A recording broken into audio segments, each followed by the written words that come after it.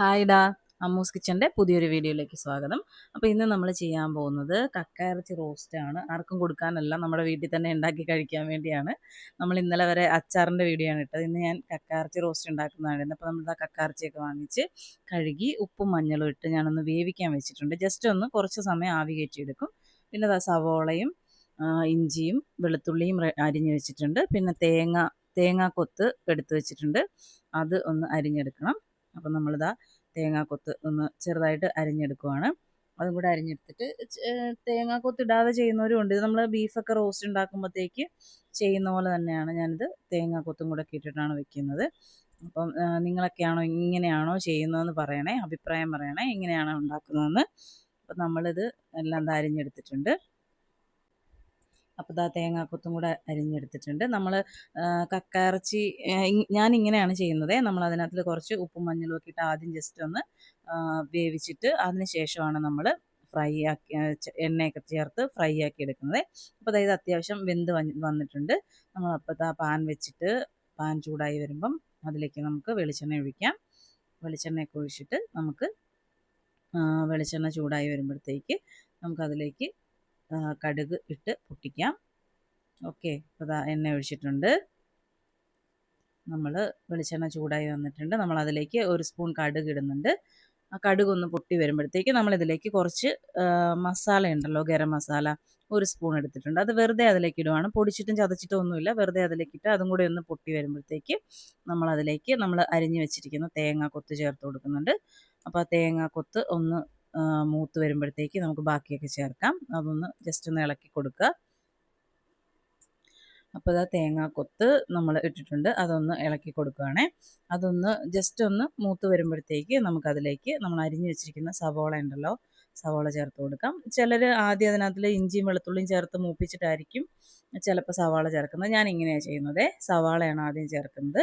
അത് ഒന്ന് ജസ്റ്റ് ഒന്ന് ഇട്ടിട്ട് ഒരു 2-3 സെക്കൻഡ് കഴിയുമ്പോഴത്തേക്ക് നമ്മൾ വെളുത്തുള്ളി ഇഞ്ചിയും കൂടെ അതിനകത്തോട്ട് ചേർക്കുന്നുണ്ട്. അതും കൂടെ ചേർത്തിട്ട് അത് നന്നായിട്ട് വഴറ്റിയെടുക്കണം. കുറച്ചൊന്ന് ചൂടായി ഒന്ന് അത്യാവശ്യം ഒരു കളറൊക്കെ ചേഞ്ചായി വരുമ്പോഴത്തേക്ക് ഞാൻ ഇതിനകത്തിലേക്ക് ഒരു അര സ്പൂൺ ഉപ്പ് ചേർക്കുന്നുണ്ട്. കാരണം നമ്മൾ കക്കയിറച്ചി വേവിച്ച് വെച്ചിരിക്കുന്നത് ഉപ്പും മഞ്ഞളും ഒക്കെ ഇട്ടിട്ടാണ്. അതുകൊണ്ട് ഞാൻ ഇതിനകത്തിലേക്ക് ഒരു അര സ്പൂൺ ഉപ്പ് മാത്രം ചേർക്കുന്നുള്ളൂ. അപ്പോൾ ഉപ്പ് ചേർത്തിട്ടുണ്ട്. പിന്നെ നമ്മൾ 2 തണ്ട് കറിവേപ്പിലയും കൂടി ഇതിനകത്തേക്ക് ചേർക്കുന്നുണ്ട്. അപ്പോൾ അതും കൂടെ ചേർത്തിട്ട് നമുക്കിത് നന്നായിട്ട് വഴറ്റിയെടുക്കാം. കുറച്ചൊന്ന് വഴന്ന് വരുമ്പോഴത്തേക്ക് ഒരു അര സ്പൂൺ ഇല്ല, ഒരു 1/4 സ്പൂൺ മഞ്ഞൾപ്പൊടി ചേർത്തിട്ടുണ്ട്. മഞ്ഞൾപ്പൊടിയും ഓൾറെഡി കക്കയിറച്ചിയിൽ ചേർത്തിട്ടുണ്ട്, അതുകൊണ്ടാണ്. അപ്പോൾ ഇതിന് വേണ്ടി മാത്രമുള്ള മഞ്ഞൾപ്പൊടിയും ചേർത്തിട്ടുണ്ട്. ഇനി നമുക്കിതിന് വേണ്ടി പൊടികളൊക്കെ എടുത്ത് വയ്ക്കാം. അപ്പോൾ നമ്മൾ ഒരു സ്പൂൺ ചെറുതാണേ, ചെറിയ സ്പൂണിനാണ്, അതുകൊണ്ട് ഒരു 1.5 സ്പൂൺ മല്ലിപ്പൊടി എടുത്തിട്ടുണ്ട്. പിന്നെ നമ്മൾ മുളക് പൊടി എടുക്കുന്നത് അത്യാവശ്യം, എൻ്റെ സ്പൂൺ മുളക് പൊടിയിൽ ഞാൻ ഇട്ടിരിക്കുന്ന സ്പൂൺ അത്യാവശ്യം വലുതാണ്. അതുകൊണ്ട് ആ വലിയ സ്പൂണിന് 1.5 സ്പൂൺ മുളക് പൊടി എടുത്തിട്ടുണ്ട്. പിന്നെ നമുക്ക് മഞ്ഞൾപ്പൊടി നമ്മൾ ഓൾറെഡി അതിൽ രണ്ടിലും ചേർത്തിട്ടുണ്ട്. പിന്നെ നമുക്കതിലേക്ക് മസാലപ്പൊടി, ഗരം മസാലപ്പൊടിയാണ്. ആ മുളക് പൊടി എടുത്തതിൻ്റെ തുമ്മലാണ് കണ്ടത്. ഗരം മസാലപ്പൊടി നമ്മൾ ചേർക്കുന്നുണ്ട്. അര സ്പൂണാണ് ഞാൻ എടുത്തത്. എന്നിട്ട് നമുക്ക് അതും കൂടെ ചേർക്കാം. പൊടികളെല്ലാം കൂടെ നമ്മൾ വഴറ്റിയ സവോള കൂട്ടിനകത്തേക്ക് ചേർക്കാം. ചേർത്തിട്ട് നമുക്ക് നന്നായിട്ട് അതൊന്ന് മൂപ്പിച്ചെടുക്കാം.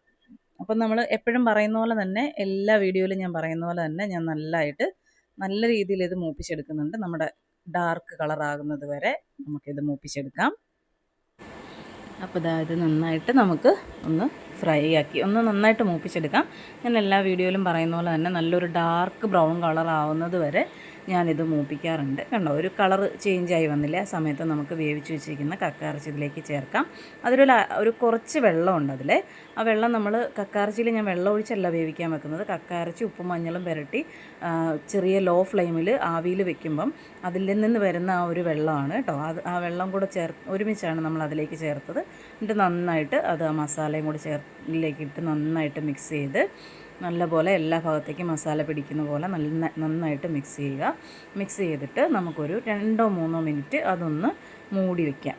ഒന്ന് മൂടി വെച്ച് കഴിയുമ്പോൾ ആ ആവിയിലിരുന്ന് അത് റെഡിയാവും. നമുക്കിപ്പോൾ നമ്മൾ കപ്പയാണ് വൈകിട്ടത്തേക്ക് കപ്പ വേവിക്കാൻ വേണ്ടി എല്ലാം റെഡിയാക്കി എടുത്ത് വെച്ചിട്ടുണ്ട്. അപ്പോൾ 5 മിനിറ്റ് കഴിഞ്ഞപ്പോഴത്തേക്ക് നമ്മുടെ കക്കയിറച്ചി അത്യാവശ്യം നല്ല രീതിയിൽ സെറ്റായി വന്നിട്ടുണ്ട് കേട്ടോ.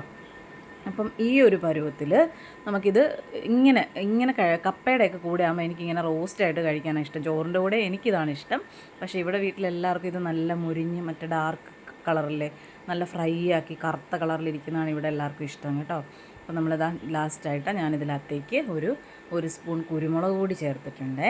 ഒരു സ്പൂൺ കുരുമുളക് പൊടിയും ചേർത്തിട്ട് പിന്നെ ലാസ്റ്റ് ഇതാ ഒരു അര സ്പൂൺ ഗരം മസാലപ്പൊടിയും കൂടെ, നമ്മൾ നേരത്തെ അര സ്പൂൺ ചേർത്തിട്ടുണ്ടായിരുന്നു.